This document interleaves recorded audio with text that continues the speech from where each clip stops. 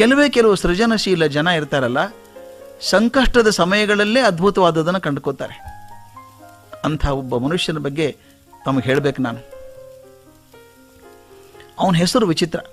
ದಕ್ಷಿಣ ಕೊರಿಯಾದ ಹುಡುಗ, Kim Woo ಚೂಂಗ್ ಅಂತ ಹೆಸರು. ಕಿಮ್ ಅಂತ ಕರೆಯೋಣ ಅವನ. ಆತ ತೀರಾ ಚಿಕ್ಕವನಾಗಿದ್ದಾಗ 9-10 ವರ್ಷದ ಹುಡುಗ. ಅವನ ತಂದೆ ತೀರ್ಕೊಂಡ.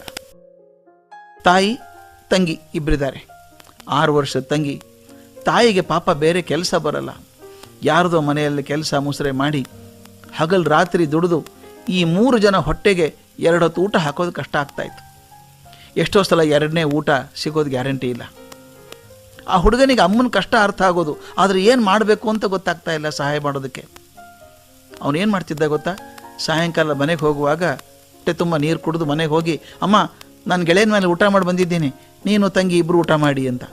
ಅಂದರೆ ಇಬ್ಬರಿಗಾದ್ರೂ ಹೊಟ್ಟೆ ತುಂಬ ಆಗಲಿ ಅಂತ ಒಂದು. ಅದ್ರ ತಾಯಿ ಕರಳೆ ಆಕೆ, ಇಲ್ಲ ಮಗು ನಾನು ಊಟ ಮುಗಿಸಿದ್ದೀನಿ, ನಿಮ್ಮಿಬ್ಬರಿಗೆ ಇಟ್ಟಿದ್ದೀನಿ ಅಂತ ಇವ್ರಿಗೆ ಹಾಕಬೇಕು. ಆತನಿಗೆ ಗೊತ್ತು ತಾಯಿ ಊಟ ಮಾಡಿಲ್ಲ ಅಂತ. ಅವನು ಹಠ ಬಂತು ಏನಾದರೂ ಮಾಡಬೇಕು ಅಂತ. ಏನು ಮಾಡ್ದ ಗೊತ್ತಾ? ನೋಡ್ದ ತನಗಿಂತ ದೊಡ್ಡ ವಯಸ್ಸಿನ ಹುಡುಗರು ಮನೆ ಹೋಗಿ ವರ್ತಮಾನ ಪತ್ರಿಕೆ ಹಂಚಿ ಬರ್ತಾಯಿದ್ರು. ಒಂದು ಪತ್ರಿಕೆ ಹಂಚಿದ್ರೆ ಎಷ್ಟು ದುಡ್ಡು ಅಂತ ಕಮಿಷನ್ ಬರೋದು. ತಾನು ಮಾಡಬೇಕು ಅಂತ ಹೊರಟ. ಬಡ ಹುಡುಗ, ಪುಟ್ಟ ಹುಡುಗ. ದೊಡ್ಡ ಹುಡುಗರ ಜೊತೆಗೆ ಅವನು ಹೇಗೆ ಮಾಡಿದ್ದಾನು? ಕಾಂಪಿಟೇಷನ್ ಮಾಡೋದು ಹೇಗೆ ಸಾಧ್ಯ? ಆದರೂ ಒಂದು 10 ಪೇಪರ್ ಹಿಡ್ಕೊಂಡು ಹೋದ. ಒಂದೊಂದು ಮನೆಗೆ ಕೊಟ್ಟ. ಅವ್ರ ಕಡೆ ದುಡ್ಡು ಇಸ್ಕೋಬೇಕು, ಮತ್ತು ಮುಂದಿನ ಮನೆಗೆ ಹೋಗ್ಬೇಕು, ದುಡ್ಡು ಇಸ್ಕೋಬೇಕು. ಇಡೀ ಮಳೆಗೆ ಓಡಾಡಿದ್ರು 10 ಮನೆಗೆ ಕೊಟ್ಟ. ಅಷ್ಟೊತ್ತಿಗೆ ದೊಡ್ಡ ಹುಡುಗರು ಎಲ್ಲ ಕಡೆ ಹಂಚಿ ಹೋಗ್ಬಿಟ್ಟಿದ್ರು. 1 ವಾರ ಆಯಿತು.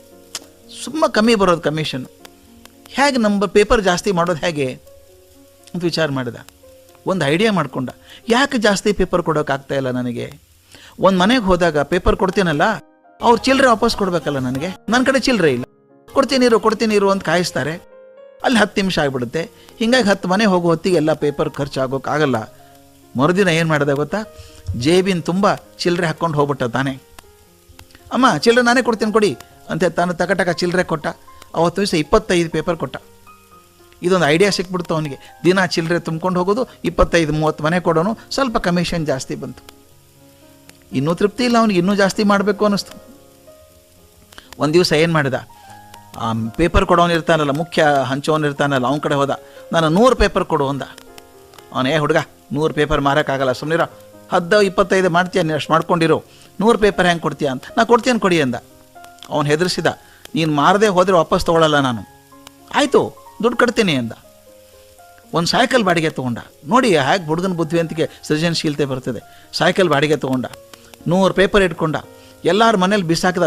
ಪೇಪರ್ ಅಂತಂದು ಬಿಸಾಕೋದು ಹೋಗ್ಬಿಡೋದು. ಅವ್ರು ದುಡ್ಡು ಇಸ್ಕೊಳ್ಳೇ ಇಲ್ಲ. ಅವ್ರ ದುಡ್ಡು ಅಂದ, ಆಮೇಲೆ ಬರ್ತೀನಮ್ಮ ಅನ್ನೋನು.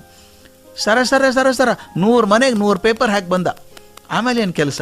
ವಾಪಸ್ ಎಲ್ಲರ ಮನೆಗೆ ಹೋಗಿ ದುಡ್ಡು ಕಲೆಕ್ಟ್ ಮಾಡ್ಕೊಂಬಂದ. ಪೇಪರ್ ಕೊಟ್ಬಿಟ್ಟ. ಇನ್ನು ಬೇರೆದವ್ರು ಬಂದರೆ ಪೇಪರ್ ತೊಗೊಳ್ಳಲ್ಲ ಅವರು. 100 ಪೇಪರ್ ಮಾರಾಟ ಮಾಡಿದ. ಕಮಿಷನ್ ಜಾಸ್ತಿ ಬರೋಕ್ಕೆ ಶುರು ಮಾಡ್ತು.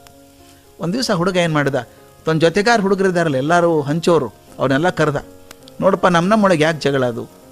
ಒಂದು ಕೆಲಸ ಮಾಡೋಣ, ಇಡೀ ಊರಿಗೆ ನಾನು ತೊಗೊಂಡ್ಬಿಡ್ತೇನೆ ಪೇಪರ್ಸ್, ನಿಮಗೆಲ್ಲರಿಗೂ ಹಂಚಿಕೊಟ್ಬಿಡ್ತೇನೆ, ಕ್ಷೇತ್ರ ಹಂಚಿಬಿಡ್ತೇನೆ. ಆ ಕ್ಷೇತ್ರದಲ್ಲಿ ಮತ್ತೊಬ್ಬರು ಬರೋ ಹಾಗಿಲ್ಲ, ಅಲ್ಲಿ ಕಾಂಪಿಟೇಷನ್ ಇಲ್ಲ. ಅದು ನಿಮ್ಮ ಕ್ಷೇತ್ರದಲ್ಲಿ ನೀವು ಪೇಪರ್ ಕೊಡಿ, ಅಷ್ಟು ಗ್ಯಾರಂಟಿ ಕಮಿಷನ್ ಬರ್ತದೆ ಅಂಥೇಳಿ ಅವರಿಗೆಲ್ಲ ಕ್ಷೇತ್ರಗಳನ್ನು ವಿಂಗಡಣೆ ಮಾಡಿಬಿಟ್ಟು ತಾನೇ ಮೇನ್ ಪೇಪರ್ ಡೀಲರ್ ಆದ. ಕೊಟ್ಟ. ಸಾಕಷ್ಟು ಕಮಿಷನ್ ಬರೋಕ್ಕೆ ಶುರು ಆಯಿತು. ಸ್ವಲ್ಪ ದುಡ್ಡು ಉಳಿತು. ಅಷ್ಟಕ್ಕೆ ತೃಪ್ತಿ ಪಡಲಿಲ್ಲ ಅವನು. ಸಮುದ್ರ ದಂಡೆ ಊರದು. ಅಲ್ಲೊಂದು ಹಳೆಯ ಹಡಗು ಬಿದ್ದಿತ್ತು ಸಮುದ್ರ ದಂಡೆ ಮೇಲೆ. ಅದೆಂದೂ ತೇಲೋ ಹಡಗಲ್ಲ, ಮುಳುಗೋ ಹಡಗೆ ಅದು. ರಿಪೇರ್ ಮಾಡೋಕ್ಕೆ ಆಗಲಾರ್ದಷ್ಟು ಕೆಟ್ಟು ಹೋಗಿತ್ತು. ಅವ್ರು ಹೋಗಿ ಕೇಳ್ದ, ಹಡಗು ಮಾರ್ತೀರಾ ಅಂತ. ಅದನ್ನ ಯಾರು ತೊಗೋತಾರೋ ಅಂದರು. ನಾ ತೊಗೋತೀನಿ ಕೊಡಿ ಅಂದ. ಜನ ಬೈದರು, ದುಡ್ಡು ಸ್ವಲ್ಪ ಬಂದಿದೆ, ಮರ್ಯಾದೆ ಅಂತ ಇಟ್ಕೋ, ಮುಳುಗೋ ಹಡಗಕ್ಕೆ ಹಾಕಬೇಡ ಅಂತ. ಇಲ್ಲ, ಹಡಗು ಬೇಕು ಅಂದ. ಎಷ್ಟೋ ದುಡ್ಡು ಕೊಟ್ಟು ಹಡಗು ತೊಗೊಂಡು ಮರುದಿವಸನೇ ತಂದು ವಿಸಿಟಿಂಗ್ ಕಾರ್ಡ್ ಪ್ರಿಂಟ್ ಮಾಡ್ಕೊಂಡ. ಏನು ಮಾಡಿದ? Kim Woo Choong, chairman, Daewoo shipping corporation chairman ನಾನು ಅಂತ ಕಾರ್ಡ್ ಮಾಡ್ಕೊಂಡ. ಜನ ನಕ್ಕರು. ಅವ್ನು ಹೇಳ್ದ, ಗೊತ್ತಿಲ್ಲ ನಿಮಗೆ, ನಾನು ಪೇಪರ್ ಮಾರೋನು ಅಂದರೆ ಬ್ಯಾಂಕ್ನವ್ರು 10 ರೂಪಾಯಿ ಸಾಲ ಕೊಡಲ್ಲ ನನಗೆ. ಶಿಪ್ಪಿಂಗ್ ಕಂಪನಿ ಚೇರ್ಮನ್ ಅಂದರೆ ಕೋಟಿ ರೂಪಾಯಿ ಸಾಲ ಕೊಡ್ತಾರೆ ಅಂತ. ಸಾಲ ತೊಗೊಂಡು ಕಂಪನಿ ಕಟ್ಟಿದ. ದೇವು ಕಂಪನಿ ಅಂತ ಮಾಡಿದ. ತನ್ನ 42ನೇ ವಯಸ್ಸಿಗೆ ಪ್ರಪಂಚದ ಅತ್ಯಂತ ಶ್ರೀಮಂತ ವ್ಯಕ್ತಿ ಆಗಿಬಿಟ್ಟ. ಕಲ್ಪನೆ ಮಾಡಿ, ಎಲ್ಲಿಂದ ಎಲ್ಲಿಗೆ ದಾಪುಗಾಲು ಅಂತ. ಇದಾಗೋದು ಎಲ್ಲಿಂದ ಗೊತ್ತಾ? ಕಷ್ಟದ ಮರೆಯಲ್ಲಿ ಬರುವಂಥ ಸೃಜನಶೀಲತೆಯಿಂದ ಬರುವಂಥದ್ದು. ಕಷ್ಟ ಬಂತು ಅಂತ ಕುಕ್ಕಿ ಹೋದರೆ ಯಾವ ಸಾಧನೆಯೂ ಆಗೋಲ್ಲ. ಕಿಮ್ ವಾನ್ ಚೂಂಗ್ ಹೇಳ್ತಾನೆ, ಕಷ್ಟ ಬಂದಾಗ ನಾವು ಹೇಗಿರಬೇಕು ಅಂದರೆ ಟೆನ್ನಿಸ್ ಬಾಲ್ ಇದ್ದಂಗೆ ಇರಬೇಕಂತೆ. ನಿಧಾನಕ್ಕೆ ಬಿಟ್ಟರೆ ಅಷ್ಟೇ ಪುಟಿತದೆ, ಜೋರಾಗಿ ನೆಲಕ್ಕೆ ಅಪ್ಪಳಿಸಿದ್ರೆ ಜೋರಾಗಿ ಮೇಲೆ ಬರ್ತದೆ.